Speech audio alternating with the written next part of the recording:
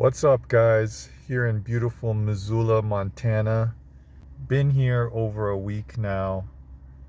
I like to ease into my mornings, have a cup of cappuccino, and recently Cheap Charlie has been live streaming. We're in similar time zones.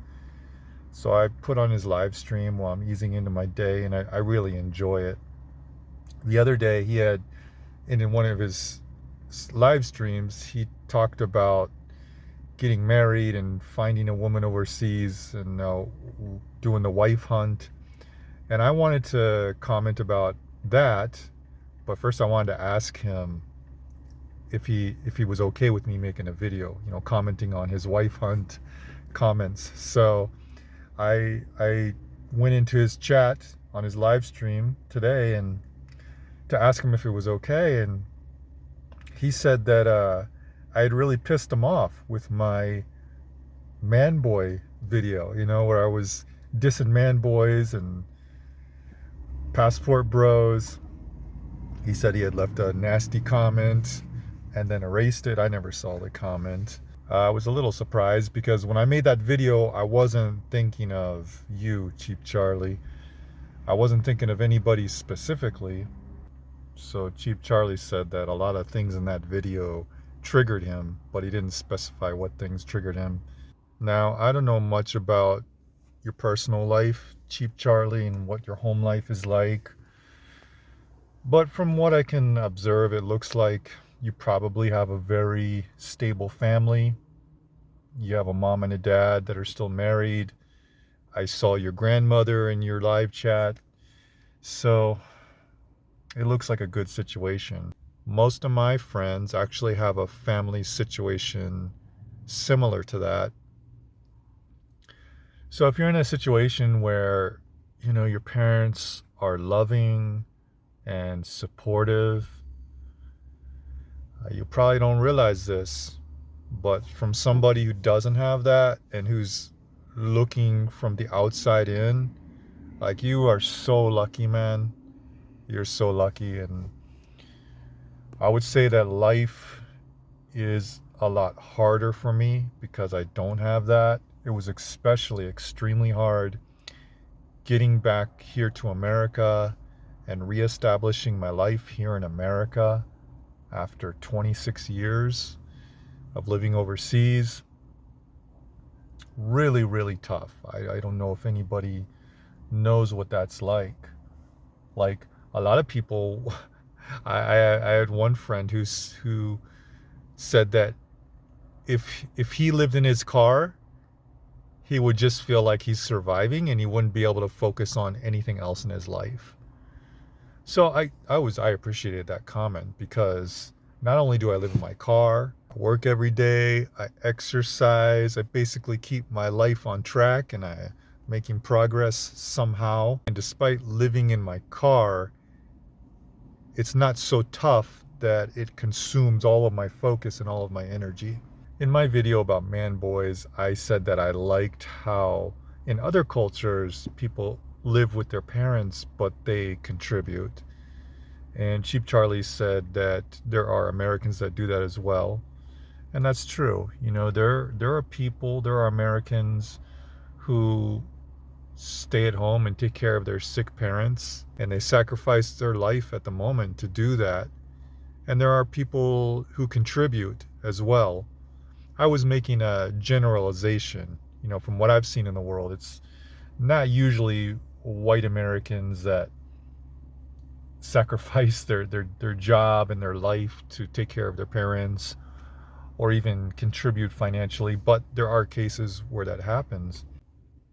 Yeah, and Charlie, you referred to yourself as a passport bro, and maybe I don't clearly understand what a passport bro is, but my understanding of passport bro were these guys, American guys, who they have their home base in the United States.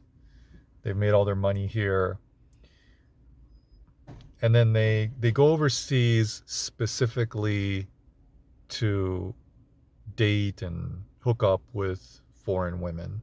Like, that's the only reason they go overseas. They don't go over there to work. They don't go overseas to like learn about the culture deeply or learn the language.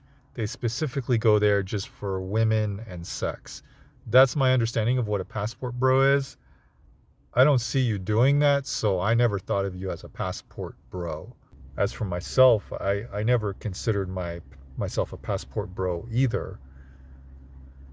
I lived in Japan, I lived in Uganda. I didn't have an America to come back to. In the case of Japan, I worked there. Uh, my legal status was as a resident. And consequently, like I know the passport bros, they'll go to a different country and they'll get that whole, they'll get a lot of attention because they're a foreigner there, right? And consequently, as I lived in Japan, I mean, you got to picture this, and this is like 20 years ago in Japan. You got a guy who's different than everybody else, and he speaks the language. And I'm living in local neighborhoods, not tourist areas like Shibuya or something like that in Tokyo. And I'll just say my dating life, my romance life was pretty abundant. It's like, can you imagine Genghis Khan back in the day riding into a village with his guardsmen around him, and he just points to a woman and says, "Come hither," and she goes to his tent and he breeds her. Okay, it wasn't that easy for me. I had to put in a little more work, but it wasn't far off, and Uganda was on the same level, but even crazier, actually, now that I think about it. And I didn't work in Uganda, and it's not like you can fuck all day. There's a limit to how much you can hump, butt cheeks moving up and down, up and down. You can wear yourself out. And, it's like once a hungry man is fed, he doesn't need to eat and he can focus on other things. And that's the thing. A lot of men in America, in the West here, they're starving when it comes to sex. They're just famished.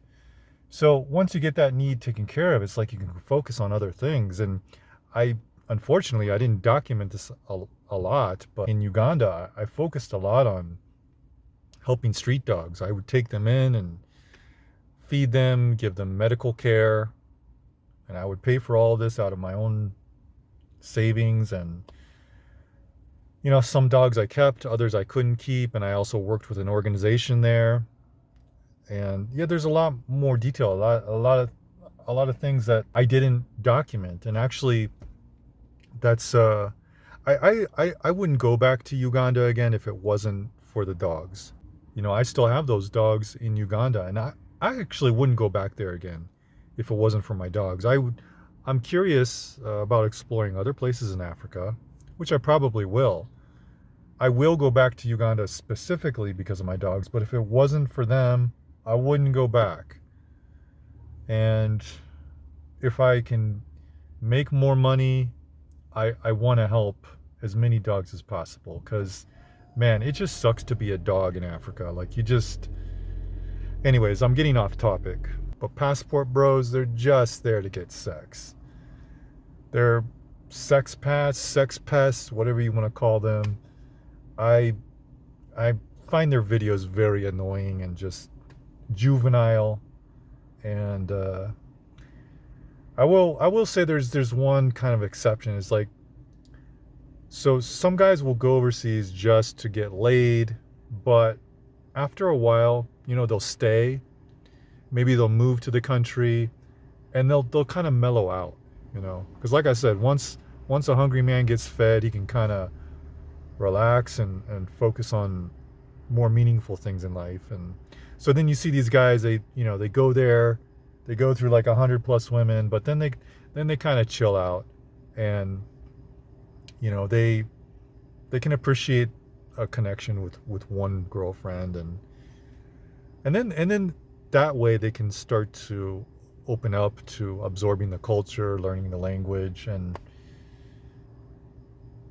hopefully do some good, help the community out. I mean, I don't know.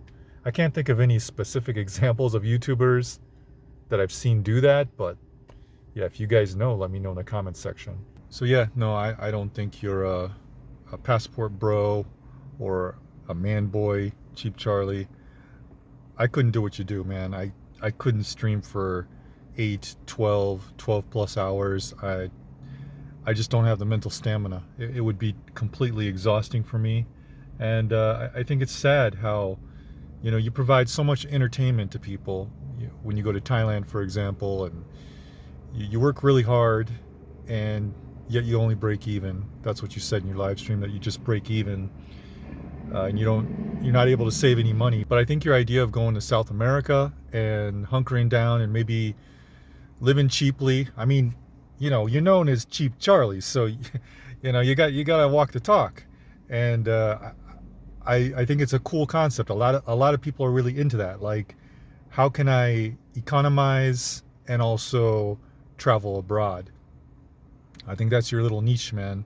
And I like your idea of going to South America, finding an economical place to live and living cheap and just live streaming so that you can not just break even, but save some money, make some money. Anyways, life is crazy, guys. One minute you're living in Africa, the next minute you're thinking of buying a goat to be your companion while you live in your car, and then you're squashing the beef with Cheap Charlie. Hey, thanks to all you guys that joined my Patreon this week, this month. Only a few more days left on that. Hey, I don't want any hate in the comments section on Cheap Charlie. I think he's a cool guy. I've enjoyed his content for years. Show him some love, guys. And hey, I think I'm finished here. I'm done. Gonna go take a deuce, decide what kind of goat I want, and peace out, bitches.